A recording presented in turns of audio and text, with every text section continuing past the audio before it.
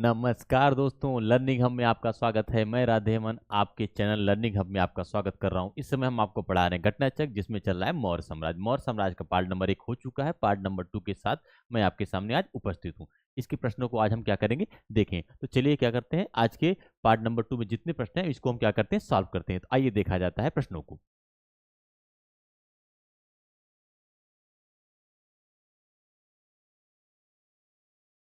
आपके सामने पहला प्रश्न है।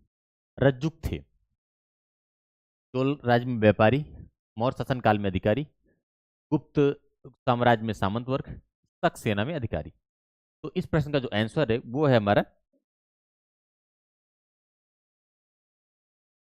वो है मौर्य मौर्य शासनकाल में अधिकारी। रज्जु कौन थे? मौर्य शासनकाल में अधिकारी। अगर वर्तमान दृष्टि से देखा जाए तो एज ए डीएम था ये।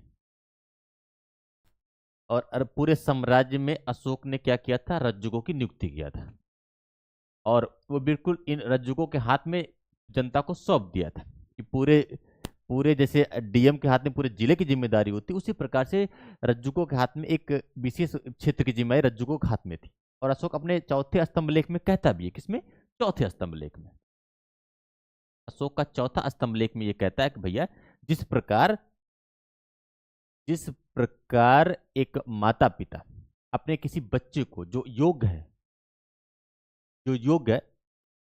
ये मतलब कि जिसको दे रहा है वो योग्य है, उसके हाथों में सौंप कर निश्चिंत हो जाता है। जैसे सपोज करिए कि एक बढ़िया गुरु है, तो उसके हाथ में देकर निश्चिंत हो गया, हाँ भैया इसके साथ इसका भविष्य सुरक्षित है। उसी प्रकार से अशोक कहता है कि मैं जनता को रज्जुकों के हाथ में देखकर बिल्कुल स्वतंत्र हूँ, क्या ये बिल्कुल निश्चिंत हो गया हूँ कि जनता की भलाई के लिए ही काम करेंगे। ठीक है, तो रज्जुकों को इतना बड़ा महत्व पद था। ठीक है, चलिए प्रश्न नंबर 1 का हो चुका है। अब नंबर सेकंड देखते हैं। सेकंड क्या? मौर्यकालीन प्रशासनिक व्यवस्था में प्रतिष्ठा कौन था? प्रतिष्ठा ये कौन था? किस विभाग से संबंधित था? राजस्व विभाग से, न्याय विभाग से, सैन्य विभाग से, अर्थ विभाग से? बताइए, प्रतिष्ठा किस विभाग से संबंधित था? तो देखिए भैया, उस समय न्यायालय दो प्रकार के होते थे। उस समय न्यायालय कितने प्रकार के होते थे? दो प्रकार के होते थे। जैसे आज भी वही होता है। एक होता है दीवानी और एक होता है फौजदारी। दीवानी और फौजदारी। अरे दीवानी वही सामान्य मुकदमे। फौजदारी में मारपीट झगड़ा, ठीक है, ट्रक एक्सीडेंट, बलात्कार, रेप, यानी क्रिमिनल केस। ठीक है, सिविल कोर्ट ये था और क्रिमिनल कोर्ट ये था। क्रिमिनल ये था। ठीक है, इसके जो न्यायालय उसको क्या कहा जाता था? इसको धर्मस्थली बोला जाता था। इसको हम लोग बोलते थे धर्मस्थलीय न्यायालय। और इसको बोला जाता था कंटक शोधन। इसको बोलते थे कंटक शोधन। और कंटक शोधन का जो न्यायाधीश होता था, उसी को हम लोग बोला करते थे प्रतिष्ठा। उसी क्या बोलते थे? प्रतिष्ठा। तो इसको याद रखिएगा। फिर बात दिमाग में आ गई, धर्मस्थली न्यायालय हो, इसको क्या बोला जाता था? इसके न्यायाधीशों को इसको बोला जाता था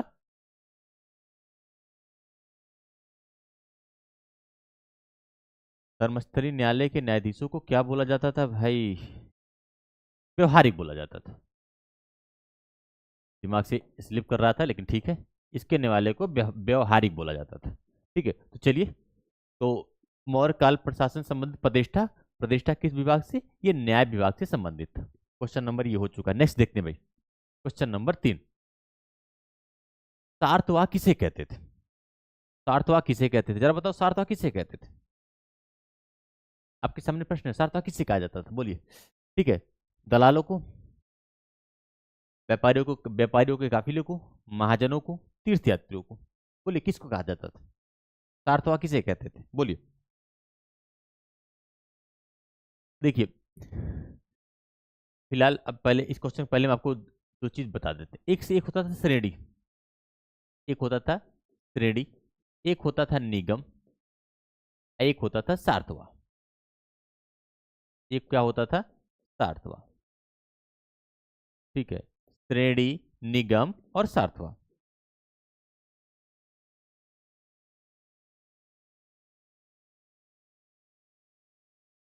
चलिए, ये होता था शिल्पकारों का समूह होता था, शिल्पकारों का समूह। ये शिल्पकारों का समूह था, ये व्यापारियों का समूह था, ये व्यापारियों का समूह था, और ये काफिला था व्यापारियों का, ये व्यापारियों का काफिला था। ठीक है, क्योंकि जब व्यापार करने के लिए लोग जाते थे तो अकेले जाते नहीं थे, काफी लोग संख्या में हुआ करते थे, उनके साथ ऊंट ऊंट ऊंट जाया करते थे, ठीक है, घोड़े जाया करते थे सामान लादने के लिए, सब चीजें क्या हुआ करती थी। उन्हीं की जो समूह हुआ था उसे क्या बोला जाता था, सारथवा बोला जाता था। और शिल्पकारों के समूह को श्रेणी बोलते थे, व्यापारियों के समूह को निगम बोलते थे, सारथवा क्या होता था, व्यापारियों का काफिला होता था। तो इस प्रश्न का क्या आंसर है, दलाल नहीं बताओगे तुम। ठीक है, व्यापारियों के काफिले को क्या कहते हैं, सारथवा कहते हैं। नहीं, अपना ही सबको याद आता है। चलिए आगे देखते हैं। निम्नलिखित में से कौन सा अधिकारी मौर्य प्रशासन का भाग नहीं था, युक्तक, प्रदेश नहीं सॉरी अग्रहारिक, युक्तक, प्रादेशिक या रज्जुक, कौन नहीं था जरा बताइए इसमें से, अग्रहारिक, युक्तक, प्रदेशक और रज्जुक कौन नहीं था। ठीक है भाई, डी ऑप्शन तो बिल्कुल भूल से गलती मत करना, अभी कुछ देर पहले ही पढ़े हैं भैया, सबसे सबसे प्रमुख पद था ये, डीएम, एज ए डीएम था ये। ठीक है, तीसरे स्तंभ लेख में इसकी चर्चा है। ठीक है, चलिए बताइए किसका है ऑप्शन, आप स्क्रीन सामने आपके, बताइए बताइए किसका है। ठीक है, देखिए अशोक का जो तीसरा शिलालेख पढ़ेंगे हम लोग, तो इन तीन अधिकारियों की चर्चा है, किसके, तीसरे शिलालेख, थर्ड शिलालेख, शिलालेख और स्तंभ लेख अलग अलग थे। हाँ, नहीं तो भाई इतनी, चौथे में इसकी चर्चा है फिलहाल, तीनों में तीसरे शिलालेख में क्या है, इसकी चर्चा है, और स्तंभ लेख में इसकी चर्चा है। ठीक है, हाँ स्तंभ लेख, किसी स्तंभ लेख का मतलब कि क्या है कि कहीं कोई जैसे कोई कोई शिला थी उस पर लिख दिया गया तो शिला लेख है, स्तंभ था स्तंभ पे लिख दिया स्तंभ लेख था। ठीक है फिलहाल तो, लेकिन अग्रहारी की चर्चा नहीं है। ठीक है, आपको पता है ये एज ए डीएम हुआ करता था, ये आपको पता है, बहुत इंपॉर्टेंट पद था। प्रादेशिक मंडल लेवल का अधिकारी था, ये मंडल लेवल का अधिकारी था, ये भी एक अधिकारी था जो कि जिला लेवल का था। ठीक है, इनसे क्या है, इनकी चर्चा भी की गई है, इसको भी आप ध्यान रखिएगा। आगे नेक्स्ट प्रश्न देखते हैं भाई, क्वेश्चन नंबर 5, सारनाथ का स्तंभ निर्माण किसने किया था, बताइए, हर्षवर्धन ने, अशोक ने, किसने किया था जरा बताइए। सारनाथ का स्तंभ का निर्माण किसने किया था, तो सारनाथ का जो स्तंभ था उसका निर्माण अशोक ने किया था। ठीक है, कभी आप सारनाथ जाएं तो आपको ये मिलेगा। ठीक है, और उसके साथ में आपको पता है कि जो स्तंभ लेख है उसमें अशोक चक्र है, अशोक चक्र है, 32 तीलियां हैं। क्या है, जीप पागल है, 32 कैसे आगे, नहीं भैया, पिछले जो जो मूल रूप से था वो 32 ही था, जो निचले वाले में वहाँ वहाँ 24 तीलियां हैं, जिसको हम लोग ले लिए हैं। 4 तो शेर भी हैं इस वाले में, 4 शेर हैं, 3 दिखते हैं, 3 नहीं, एक 3 दिखते हैं, एक नहीं दिखता है, और क्या है। ठीक है, और भी चीजें हैं जैसे कि कुछ क्या नाम है, जानवर हैं जैसे हाथी है शायद, हाँ हाथी है, घोड़ा है, बाघ है। ठीक है, इन सब की क्या है, चर्चा है, और एक शेर भी है, ये शेर भी है, भगवान बुद्ध के कुछ प्रतीक भी हैं, तो इन सब की चर्चा क्या है। फिलहाल हमें क्या है, सारनाथ का स्तंभ का निर्माण किसने किया था, उसको अशोक ने किया था, इसको आप ध्यान रखिएगा। ठीक है, चलिए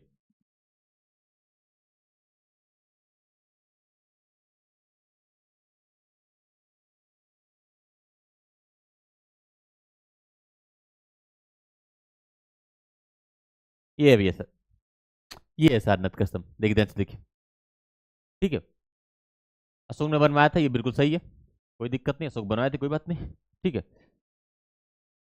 4 तो शेर है, देखो एक एक दिख रहा है, 2 दिख रहा है, तीसरा दिख रहा है, एक दिख रहा है, 2 दिख रहा है, तीसरा एक तो क्या है इसकी जस्ट पीछे है, तो तीसरा दिखता नहीं है। ठीक है, और चक्र कितने थे, 32 थे, 32 कहाँ थे, यहाँ थे, ऐसे था, लेकिन गिर चुका है। अब हम लोग जो देखते हैं वो ये वाला है, 24 तीलियां। ठीक है, बाकी आप देख सकते हैं जो जानवर है हमारे, ठीक है, हाथी, घोड़ा, सांड और शेर, ये सब चीजें हैं। ठीक है, और भी चीजें फिलहाल जो क्या इंपॉर्टेंट हमारी यही है। ठीक है, तो चलिए, दिख गया होगा बढ़िया से, आगे देखते हैं। 5 हो चुका। अब क्वेश्चन नंबर 6 पे आते हैं। निम्नलिखित में से किसे सर्वश्रेष्ठ स्तूप मानते हैं? सर्वश्रेष्ठ, सबसे अच्छा किसको मानते हैं? अमरावती को, भरूच को, सांची को, सारनाथ को? सबसे अच्छा कौन सा आपको, आप बताइए सबसे अच्छा कौन मानते हैं? कहें भैया मैं खुद देखे ही नहीं तो कैसे बताएं? ठीक है, तो हम बता रहे हैं आपको। ठीक है, सबसे अच्छा तो सांची का। ठीक है, अब अमरावती, ये कहाँ पास है? आंध्र प्रदेश में है। एपी लिख दूं, कोई दिक्कत तो नहीं, आंध्र प्रदेश में। साथ में ये सफेद संगमरमर का बना है, सफेद पत्थर का बना है, सफेद संगमरमर, बस इतना लिख देना बहुत है। सफेद संगमरमर, संगमरमर का है। ठीक है, और भरूच कहाँ है? ये भी मध्य प्रदेश में है। ये क्या है? ये मध्य प्रदेश में है, और मध्य प्रदेश के सतना जिले में है। भरूच मध्य, ये सांची कहाँ है? सांची भी क्या है? मध्य प्रदेश में। अगर मैं मध्य प्रदेश की बात करूं तो ये है हमारा, वो क्या नाम है, सांची हमारा किस जिले में? जिले का नाम थोड़ा थोड़ा ध्यान दीजिए कि कहाँ भी, ये रायसेन जिले में। ये कहाँ पास है? रायसेन जिले में। इसको अशोक ने बनवाया था। ये बहुत अच्छा है। ठीक है, और जो इसकी बारूद की खोज किसने किया था? कनिंगम महोदय ने किया था। इसको आप ध्यान रखिएगा। ठीक है, अमरावती कहाँ है? आज से अमरावती, आज से आंध्र प्रदेश, और इसकी खासियत क्या है? सफेद संगमरमर का बना है। बारूद कहाँ है? मध्य प्रदेश में, इसको आप ध्यान रखिएगा, सतना जिले में है। जिला का नाम पूछा जा चुका है कि जिला, विशेषकर जब एमपी का एग्जाम आएगा तो पूछेगा। ठीक है, कनिंगम ने इसकी खोज किया था, इसको भी आप ध्यान रखिएगा। ठीक है, खोज कनिंगम ने किया था, इसको आप ध्यान रखिएगा। साथ में क्या है? सांची कहाँ है? सांची मध्य प्रदेश में, और रायसेन, ठीक है, रायसेन जिला है, और अशोक ने इसको बनवाया था। अब सारनाथ में, एक सारनाथ में आता है, सारनाथ में धमेक स्तूप आता है। इसको आप ध्यान रखिएगा, सारनाथ में कौन सा स्तूप आता है? धमेक स्तूप आता है, इसको आप ध्यान रखिएगा। ठीक है, और साथ में ध्यान रखिएगा, जो इसका, जो सारनाथ का स्तूप था, जो मूल स्वरूप था, ये अशोक के काल का है। लेकिन बाद में इसका जो मूल स्वरूप है, मूल स्वरूप ये अशोक के काल का है। लेकिन जो बाद में चीजें हुई, जो मतलब इसमें सुधार किया गया इस स्तूप में, वो गुप्त काल का है, गुप्तकालीन है। ठीक है, थोड़ी थोड़ी बातें, इसको भी आप ध्यान रखिएगा। ये क्वेश्चन समझ में आया आपको? ठीक है, अमरावती कहाँ है? आंध्र प्रदेश में, सफेद संगमरमर का बना हुआ है। भरूच कहाँ है? मध्य प्रदेश में। सांची कहाँ है? मध्य प्रदेश में। सारनाथ तो आपको पता है बनारस में है। ठीक है, और इसको आप विशेष कर इसको ध्यान रखिएगा। ठीक है, और सांची का जो पुराना नाम है, कई बार पूछा चुका है। ठीक है, तो आगे हम फिलहाल आपको इमेज के माध्यम से दिखा देते हैं। सांची का स्तूप है क्योंकि हमारे पास, चलिए, आ गया भाई सांची का स्तूप। ठीक है, देखिए ये रहा सांची का स्तूप। क्या है? ये रहा सांची का स्तूप। किसने बनवाया था? अशोक ने बनवाया था। और सांची का जो पुराना नाम है वो काकड़ाम, ये पूछा जा चुका, ध्यान रखना, ये यूपी पीसीएस के एग्जाम में पूछा जा चुका है। यूपी पीसीएस में पूछा जा चुका है, यूपी पीसीएस में पूछा जा चुका है। ठीक है, तो इसको आप ध्यान रखिएगा।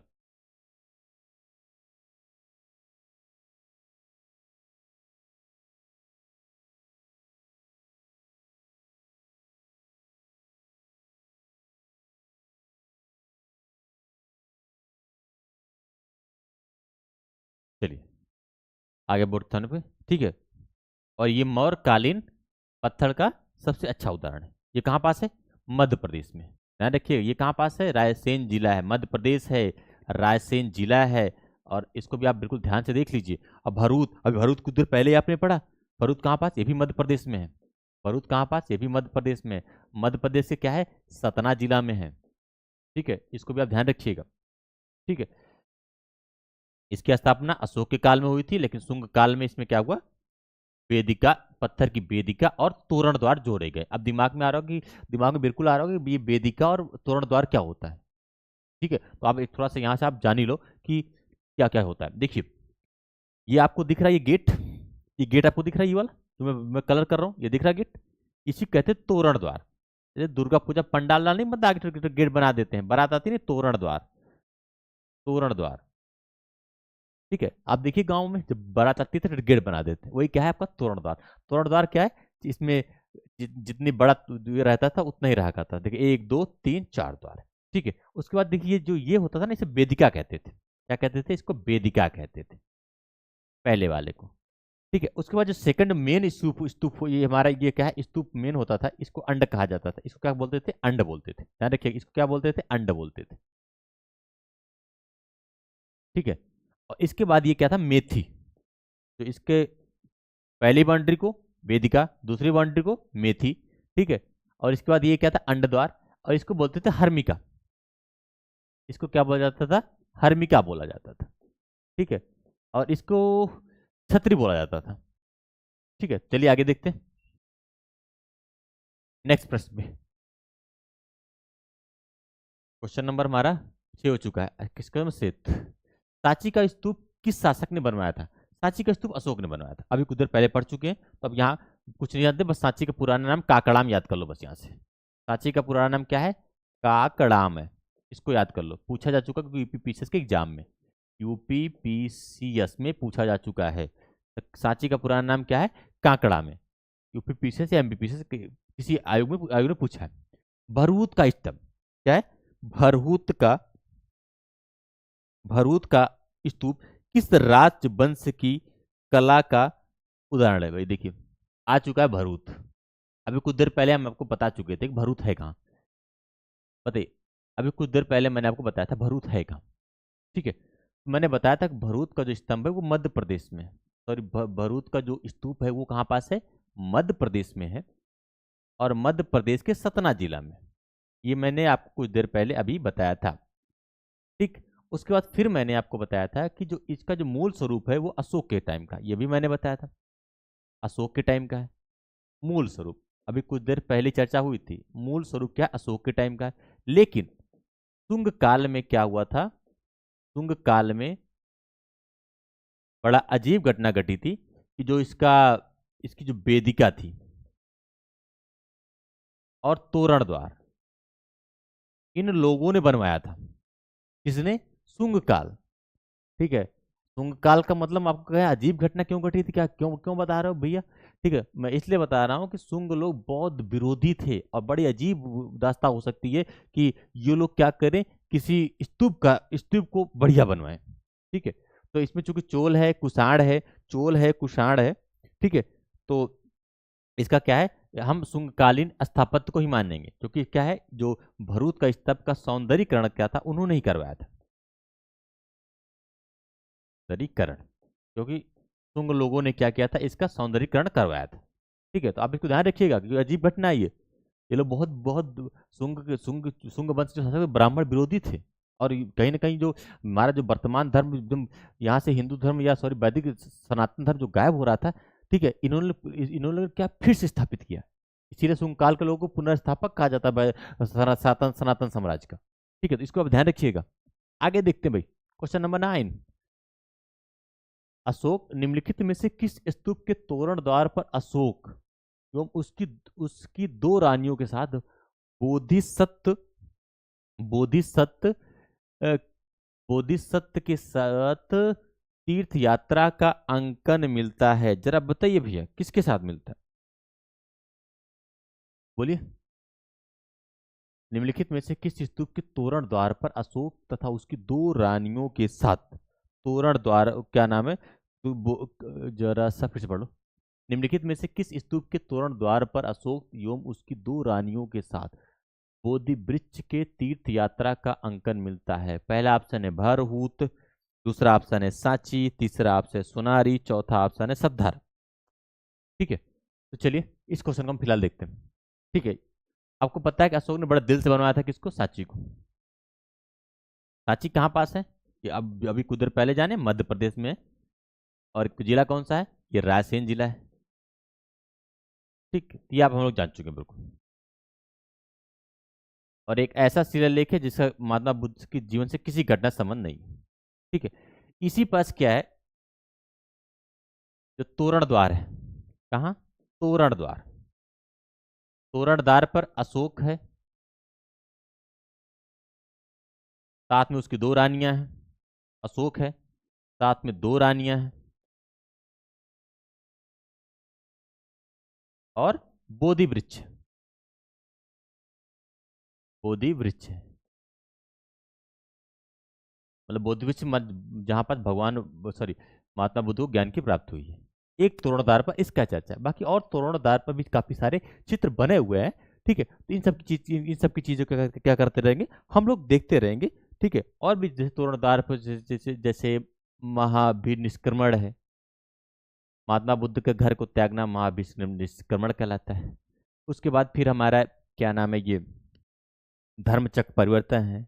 ठीक है, बाकी जब लास्ट में जब उनके कुशीनगर में जब महात्मा बुद्ध की मौत हुई थी, तो फिर जो उनके उनको उनके अवशेषों का जो बंटवारा था, उसके झगड़ा हुआ था, उसके भी चित्र अंकित है। तो फिलहाल आप याद रखिए, दो रानियों के साथ बोधि वृक्ष के साथ अशोक जहां मिला है, वो कौन सा स्तूप है, वो है सांची का स्तूप। तो इसको भी आप ध्यान रखिएगा। आगे देखते हैं भाई, नेक्स्ट क्वेश्चन। क्वेश्चन नंबर 9 हो चुका है, जल्दी जल्दी करना है मुझे। ठीक है, अब थोड़ा सा इसको इस क्वेश्चन देखिए जरा सा, छोटा कर रहा हूं मैं।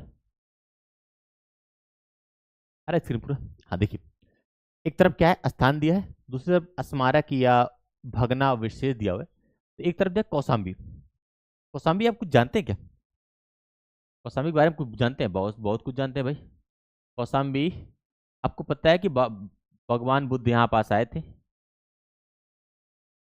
उदयन का शासन था, और घोषिता राम मठ दान में मिला था बौद्ध भिक्षुकों को रहने के लिए। ये बात तो बिल्कुल सही है। फिर आता है कुशीनगर, सारनाथ। सारनाथ अभी कुछ देर पहले मैंने धमेक स्तूप पढ़ा था, चलिए ये भी हो गया। तो एक हमारा सेकंड सही है, एक हमारा सेकंड सही है। तो सेकंड मतलब कि ये दो ऑप्शन तो गए, एक डी चला गया और ये चला गया। बी का हमारा आ रहा है सेकंड, सॉरी सॉरी, बी का सॉरी, सी का हमारा फर्स्ट आ रहा है। अब सी का हमारा फर्स्ट किस में आ रहा है, सी का हमारा फर्स्ट इसी में आ रहा है, तो यानी सी इसका करेक्ट ऑप्शन। ठीक है, ए का सेकंड। अब बी का हम थर्ड देखते हैं, बी का third, question number B, B का क्या है, थर्ड। तो कुशीनगर क्या है, राणा भर स्तूप है, और श्रावस्ती क्या है, सेहत में है। सा से श्रावस्ती, सा से सेहत, और सेहत कैसी है, महाकरई बढ़िया से। ठीक है, तो आप इसको ध्यान रखिए। क्वेश्चन नंबर क्या है इसका, ये थर्ड सही है, ध्यान रखिएगा। कौशाम्बी, कौशाम्बी क्या है, गोस्ताराम मठ। उसके बाद कुशीनगर, रानाभर। सारनाथ अभी कुछ देर पहले पढ़े, धमेक स्तूप। उसका फिर क्या है, सरस्वती सेहत में है। इसको भी आप ध्यान रखिएगा। चलिए क्वेश्चन नंबर नेक्स्ट देखते हैं भाई।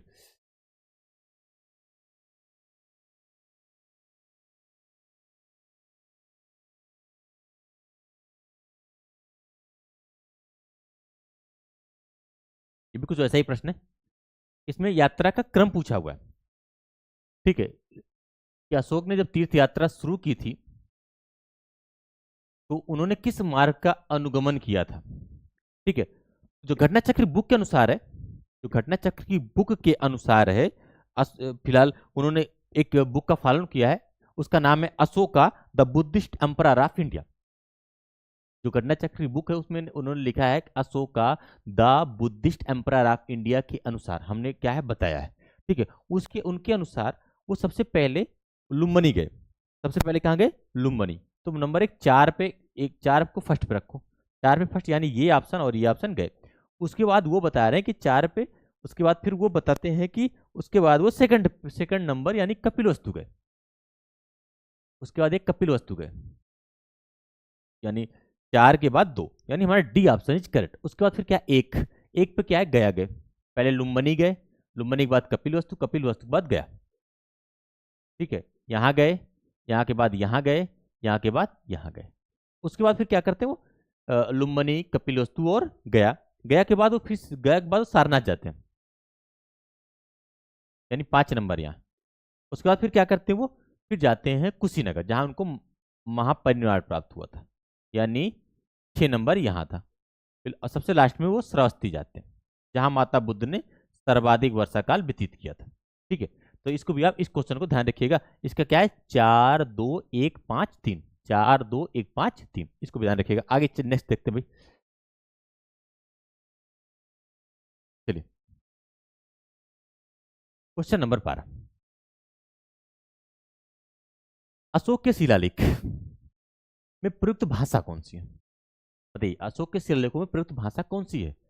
पहला बोलो, संस्कृत, प्राकृत, पाली, हिंदी। तो फिर आप लोग बताइए। देखिए, भाषा कौन सी थी, प्राकृत। भाषा कैसी थी, भाषा थी वो हमारी प्राकृत थी, लेकिन जो लिपि थी वो 4 थी। पहली लिपि कौन थी?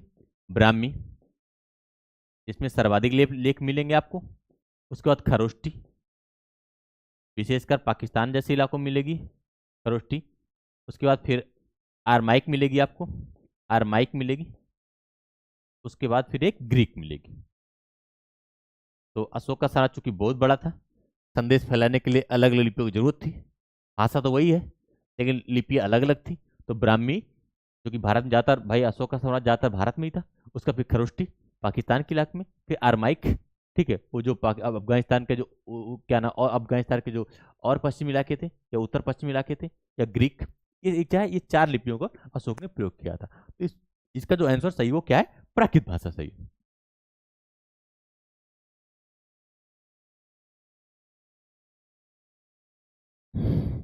चलिए आगे देखते हैं भाई, क्वेश्चन नंबर 12, 13। अशोक के स्तंभ पर कौन सी लिपि लिखी गई थी? अब चूंकि देखिए भाई, हम अभी 4 पढ़ चुके हैं। विचार हमने कौन पढ़ा? एक तो पढ़ा ब्राह्मी, एक हमने पढ़ा ब्राह्मी लिपि, फिर एक मैंने पढ़ा खरोष्टी लिपि, फिर एक मैंने पढ़ा अरमाइक लिपि, और एक मैंने पढ़ा ग्रीक लिपि। तो मैंने 4 प्रकार की पढ़ी लिया है, तो इसमें से जो दिख रहा है मार दो, वो क्या है? ब्राह्मी। अब यहां से जरा ये बताओ, ब्राह्मी लिपि, ब्राह्मी लिपि ये बाएं से दाएं लिखी जाती थी, क्योंकि ये पूछा जा चुका है। अब तो नहीं पूछेगा, लेकिन बाद में क्या है, ये बाएं से दाएं लिखी जाती थी, जैसे हम लोग क्या लिखते हैं उस तरह से। खरोष्टी लिपि सेम एज ए उर्दू, क्या एज ए उर्दू की तरह, क्या था? एज ए उर्दू की तरह लिखी जाती थी। यानी ये क्या है? दाएं से बाएं, क्या था? ये दाएं से बाएं लिखी जाती थी। अरे बाबू ऐसे, इधर से शुरू करते थे, ऐसे ऐसे ऐसे ऐसे, उर्दू ऐसे लिखा जाता है, ऐसे ऐसे ऐसे ऐसे ऐसे। हाँ ऐसे ऐसे नहीं, ऐसे ही लिखा जाता है। चलिए ठीक है, तो हो गया। चलिए क्वेश्चन नंबर 13 हो चुका। अब क्वेश्चन नंबर 14 देखते हैं। निम्नलिखित में से कौन सा अशोककालीन अभिलेख खरोष्टी लिपि में है? तो देखिए मैं 2 अभिलेख आपको बता रहा हूं। एक है, एक का नाम है, आपको पहली बात तो बताऊं, अशोक के टोटल 14 शिलालेख थे,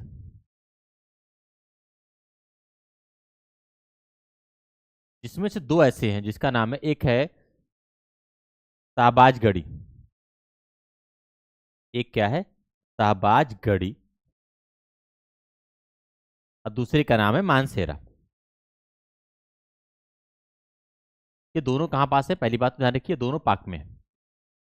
पाक, लेकिन इरादे बिल्कुल ना पाक। ये क्या है? पाक में है, यानी पाकिस्तान में है। और ये दोनों किस लिपि में? खरोष्टी लिपि में। ये दोनों किस लिपि में भैया? ये दोनों खरोष्टी लिपि में। तो इसको भी आप ध्यान रखिएगा, ठीक है। तो चलिए आगे हम लोग देखते हैं नेक्स्ट प्रश्न को। तो खरोष्टी लिपि में कौन सा है भैया? शाहबाजगढ़ी और मानसेरा। खरोष्टी लिपि में कौन सा है? शाहबाजगढ़ी और मानसेरा, ठीक है। कलसी, गिरनार, मेरठ, ये सब क्या है? इन सब की हम चर्चा अभी अब क्या करें? कलसी। कलसी कहाँ पे? मुझे तो शायद यूपी में है क्या? गिरनार गुजरात में। चलिए, तो फिलहाल फिलहाल अभी क्या है, आप इसी प्रश्न को देखो कि जो खरोष्टी लिपि में वो 2 है, शाहबाजगढ़ी और मानसेरा। चलिए आगे देखते हैं भाई, क्वेश्चन नंबर, पत्थर पर प्राचीनतम शिलालेख किस भाषा में थे? ठीक है, तो भाषा पूछा, ध्यान रखना, भाषा पूछा है। क्या पूछा है? भाषा। भाषा हमारी प्राकृत ही थी। लिपि हमारी 4 हो सकती है, भाषा हमारी प्राकृत थी। लिपि हमारी हो सकती है कि भाई ब्राह्मी, खरोष्टी, अरमाइक और ग्रीक। लेकिन क्या है, जो जो हमारा ये था, ये तीन ही भाषा, ये 3 ही में था। ये क्या था? ये प्राकृतिक था, सॉरी। चलिए आगे देखते हैं भाई, क्वेश्चन नंबर, ब्राह्मी लिपि का प्रथम उद्वाचन किस पर उत्कीर्ण अक्षरों से किया गया था? मतलब वो ये क्वेश्चन ये पूछ रहा है कि भैया जो ब्राह्मी लिपि पढ़ी गई थी वो किस पर लिखा गया था, कहाँ से ये पढ़ा गया था, पहले बात बताओ। तो भैया इसका जो जो आंसर है वो उसका है पत्थर की पट्टिका से। कहाँ से? पत्थर की पट्टिका से प्रथम बार पढ़ा था, ठीक है। और इसको जो पढ़ने का श्रेय वो जेम्स प्रिंसेप को है, जेम्स प्रिंसेप। इसको भी आप देखिए, जेम्स प्रिंसेप को। संभवतः ये टाइम था 1837, ठीक है। तो अशोककालीन शिलालेखों को पढ़ने का जो श्रेय जाता है वो किसको जाता है? जेम्स प्रिंसेप को जाता है, ठीक है। तो इस प्रश्न का जो आंसर है ये सही है। आगे देखते हैं भाई, नेक्स्ट। अशोक के शिलालेखों को सर्वप्रथम किसने पढ़ा? तो जेम्स प्रिंसेप ने पढ़ा। तो इसको आप ध्यान रखिए, रिपीट क्वेश्चन है, कोई मतलब नहीं है आप पास, ऐसे क्वेश्चनों को भाई हटा दिया करिए आप लोग। ठीक है, आगे देखते हैं।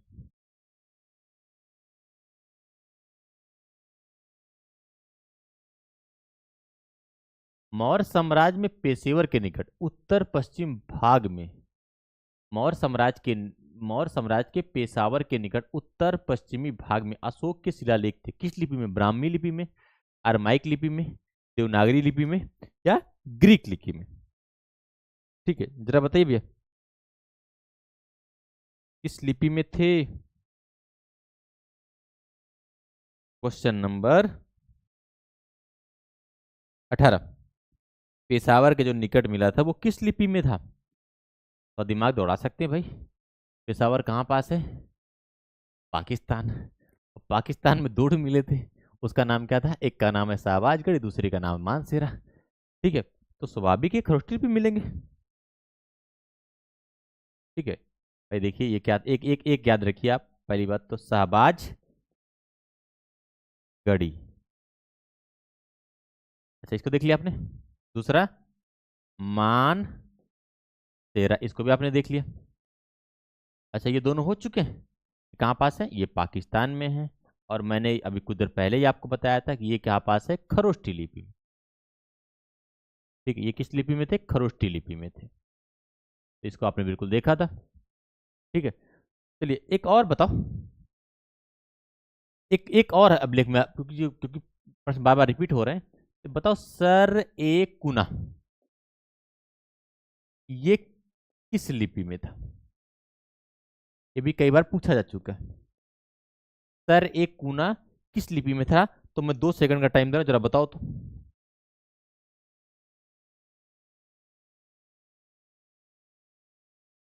ठीक है भैया, देखिए जो ये सर ए कुना था ना, ये ग्रीक और अरमाइक दोनों में था। ये ग्रीक प्लस अरमाइक, अरमाइक, ये दोनों में था। इसको भी आप ध्यान दीजिएगा। ठीक है, ये ग्रीक और अरमाइक दोनों में था। इसको ध्यान रखिए, सारे कूना मिला कहाँ से था? ये मिला था भैया अफगानिस्तान से। बड़ा डेंजर हो तुम तो। आएगा आगे क्वेश्चन, तुम कर बता ही देंगे, कहीं ना कहीं प्रश्न तो होगा ही ना। ठीक है, ये क्या है? अफगानिस्तान। अब जहाँ का प्रश्न वही बताएंगे। ठीक है, ये क्या है? अफगानिस्तान में। ठीक है, चलिए आगे देखते हैं। 18 हो चुका, क्वेश्चन नंबर 19। वह स्थान जहां से पाक अशोक ब्राह्मी लिपि का पता चलता है। हाँ भैया, ये क्वेश्चन अच्छा है।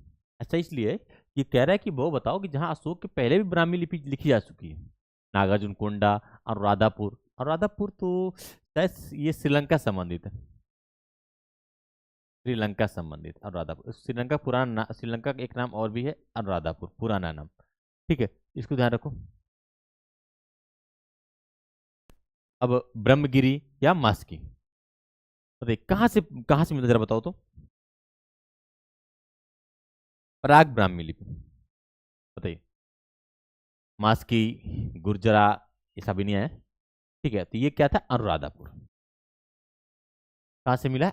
अनुराधापुर से। अशोक के पहले भी चंद्रगुप्त मौर्य के टाइम पर क्या है? अनुराधापुर में ब्राह्मी लिपि का पता चलता है। उसके साथ में और भी आप जानिए, देखिए एक है शाहगौरा अभिलेख आएगा, शाहगौर। क्या है? शाहगौर मिलेगा। ये कहाँ मिलेगा? मुझे नहीं पता है कहाँ मिलेगा। ठीक है, एक मिलेगा महास्थान।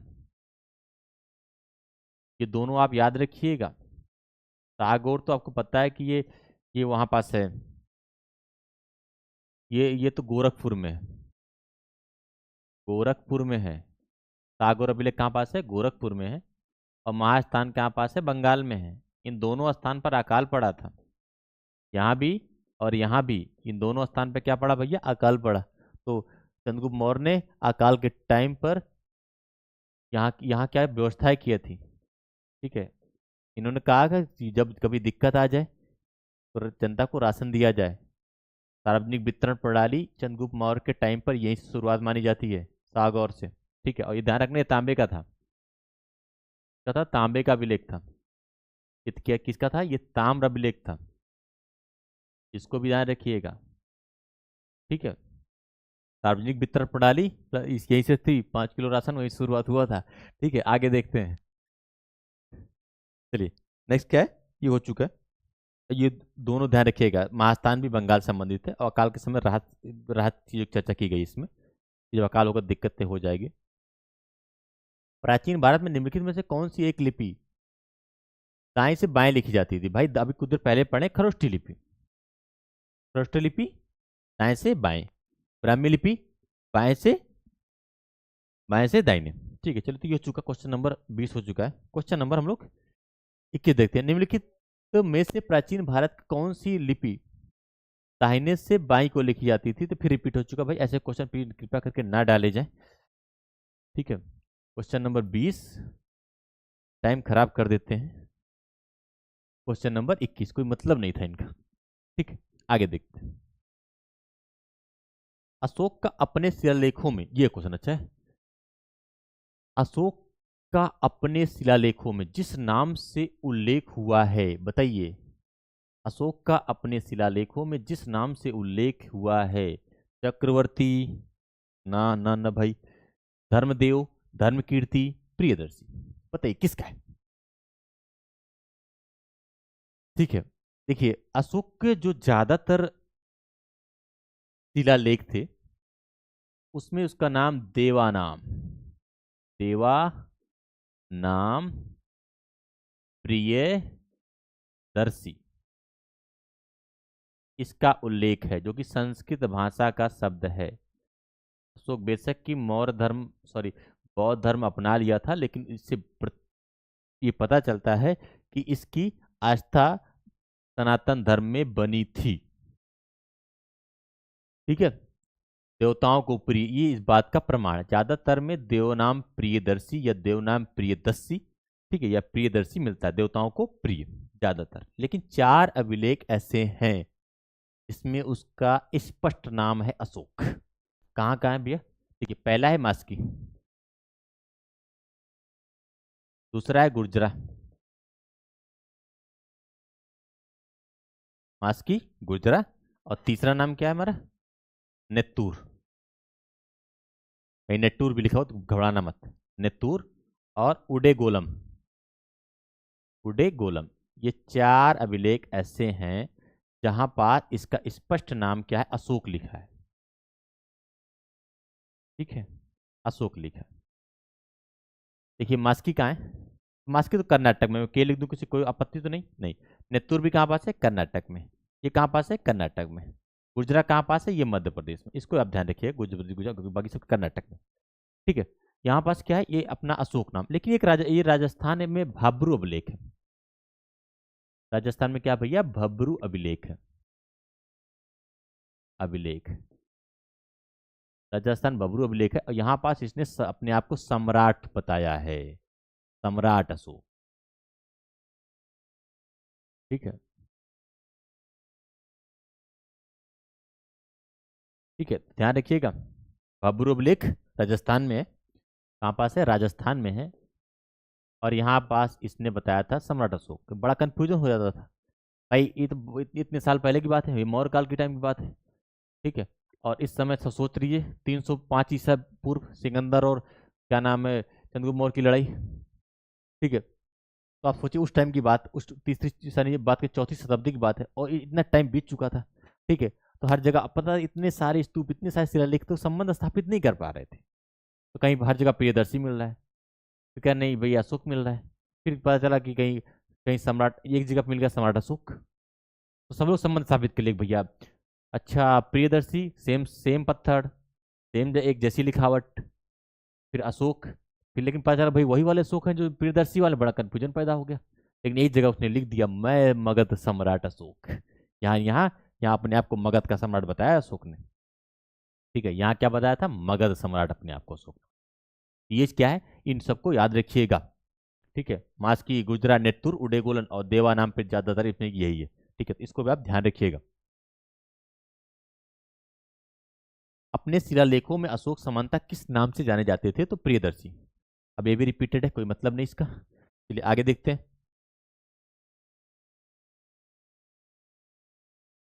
मतलब नहीं होता बीपीएससी का क्या, दूसरे का दो ऑप्शन ना आ जाए। ठीक ठीक ठीक ठीक।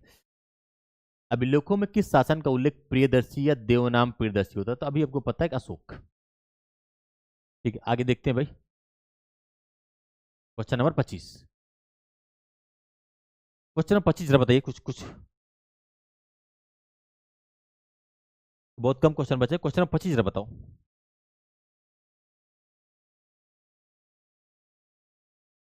बताइए, ये क्वेश्चन अच्छा है क्योंकि निम्नलिखित वक्तव्यों में से कौन सा वक्तव्य अशोक के प्रस्तर स्तंभों के बारे में, पत्थर के स्तंभों के बारे में गलत है? सही से देखिए क्या कह रहा है कि इन पर बढ़िया पालिश है।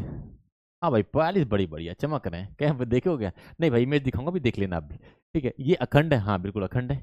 देखिए हो क्या? नहीं भाई देखे नहीं है, अभी दिखाते हैं। ये अखंड है, जानकारी जो है।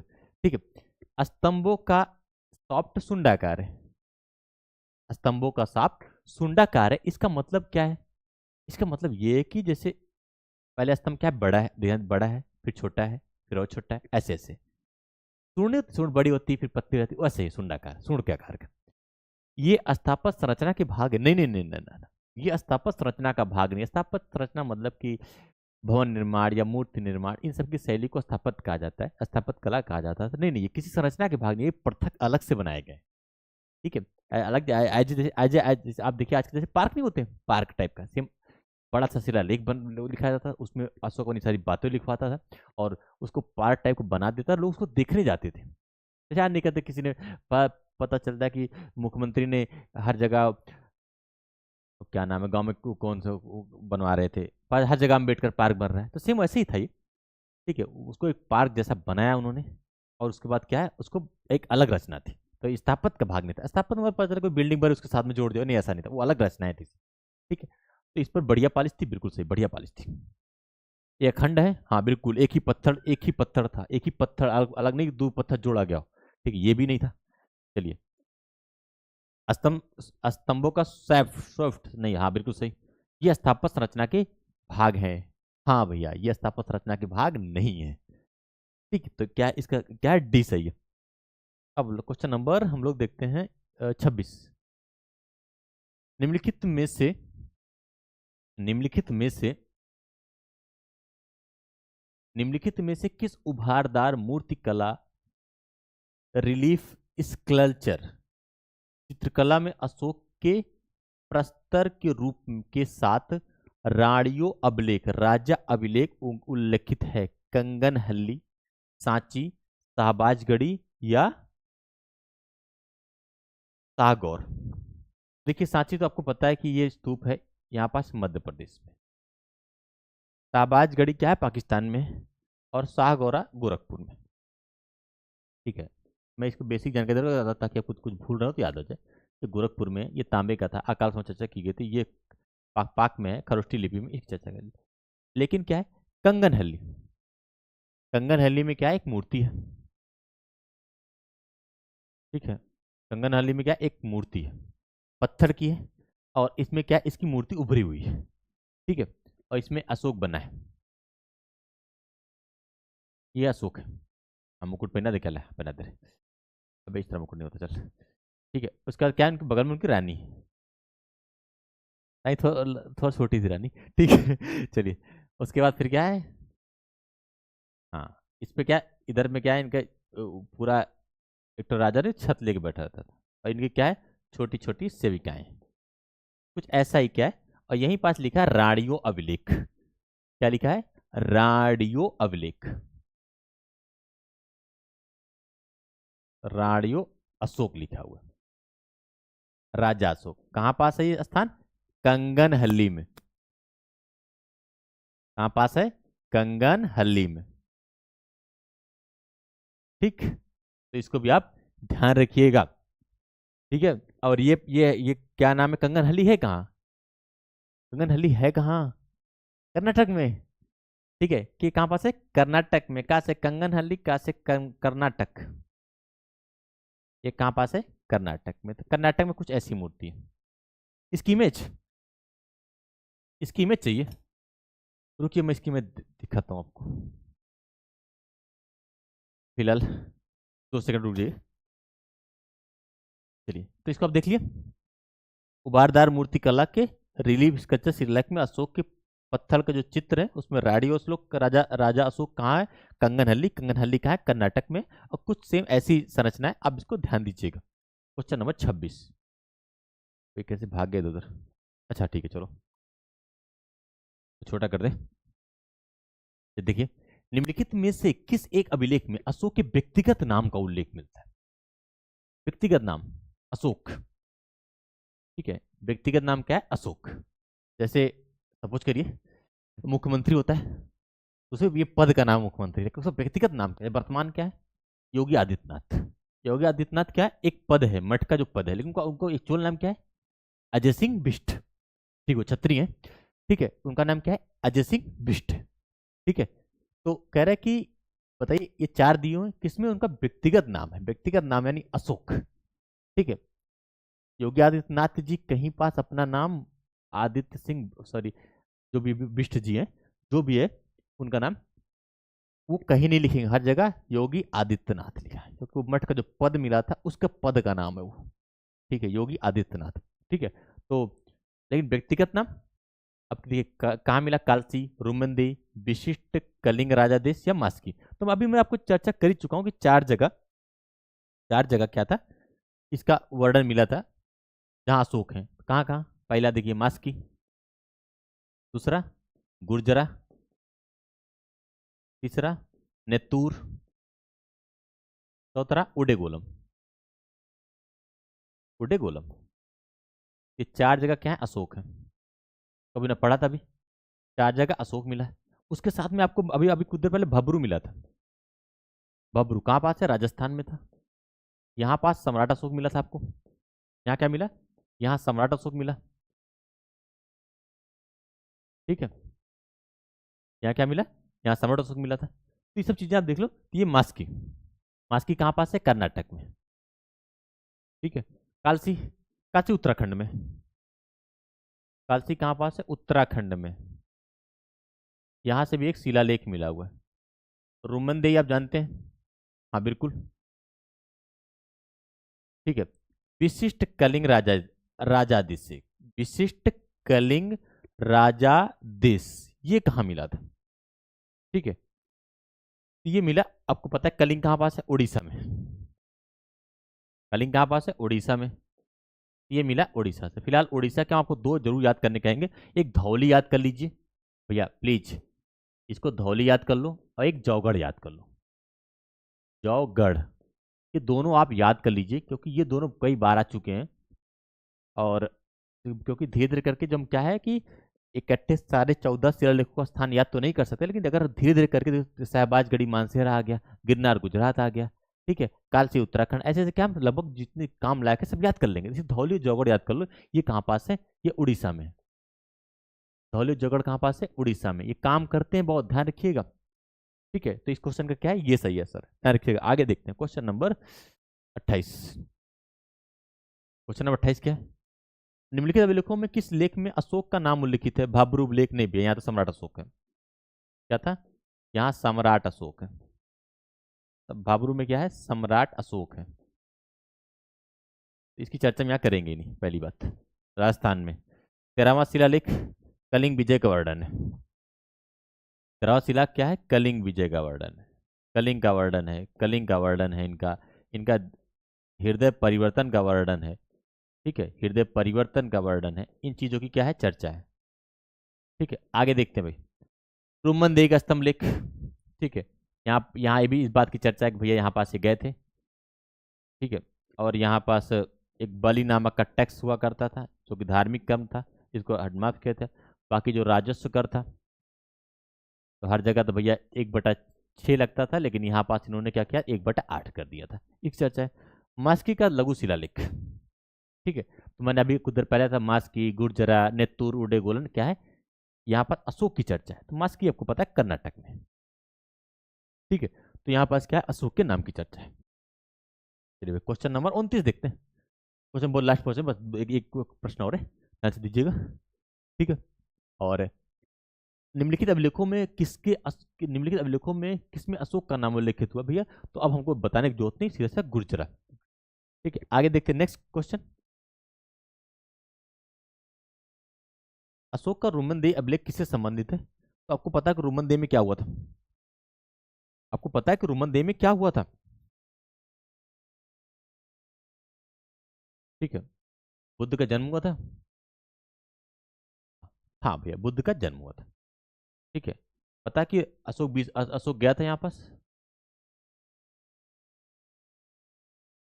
10, सॉरी, अशोक यहाँ पास किस वर्ष गया था? राज्याभिषेक के 20वें वर्ष गया था। अशोक यहाँ क्या क्या था? यहाँ पर रोमनदेही कहाँ गया था? राज्याभिषेक के 20वें वर्ष गया था। यहाँ 20वें वर्ष गया था। और उस बाकी क्या किया उसने? 20वें वर्ष गया। फिर यहाँ टैक्स माफ किया था, बलि वाला। ये बलि जो दी जाती थी, तो नहीं, धार्मिक टैक्स था। और साथ में जो राजस्व था, अभी कुछ देर पहले पढ़ा हमने, तो 1/6 होता था, लेकिन उससे 1/8 कर दिया था। बाकी और कुछ चीजें हैं। बुद्ध का जन्म रोमनदेही, ठीक है, जन्मस्थान के नजदीक था। बुद्ध का ज्ञान प्राप्ति, तो ये बोध गया में हुआ था। ये बोध गया में हुआ था। यहाँ 10वें वर्ष गया था। ठीक है, बुद्ध का प्रथम उद्देश्य सारनाथ में हुआ था। सारनाथ में हुआ था। और बुद्ध के शरीर से त्याग, तो ये कुशीनगर में। ठीक है, तो चलिए भाई, इस प्रकार से क्या है, आपके सामने हम 30 प्रश्न लेकर आए थे, जो कि हम सॉल्व करें। एक छोटा सा वादा किया था कि हम जो क्या नाम है, कंगन हल्ली वाला रेडियो अभिलेख था, मैं उसके उसके उसकी इमेज को दिखाऊंगा। तो ठीक है, मैं आपको दिखा रहा हूँ, घबराइए मत।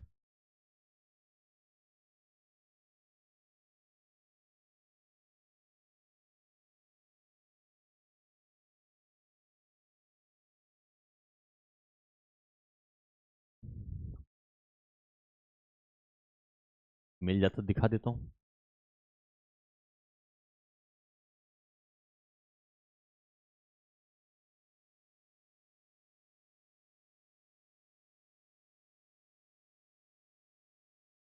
तक आप जो दिखा पढ़ते रहिए।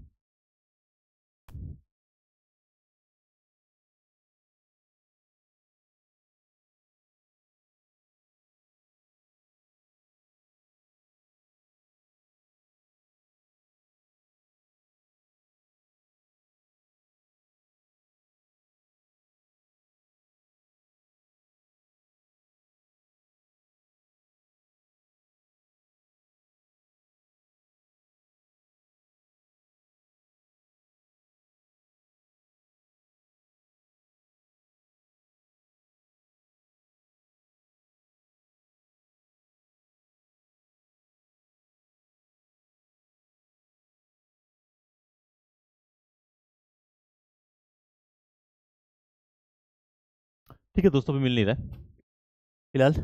आप अगर चाहें तो आज की जो क्लास है उसको 5 मिनट पूरा रिवाइज कर सकते हैं। ठीक है, मैं आपको बहुत जल्दी कराता हूँ। देखिए, एक राजा था जिसका नाम अशोक था। उसे कई क्या थे?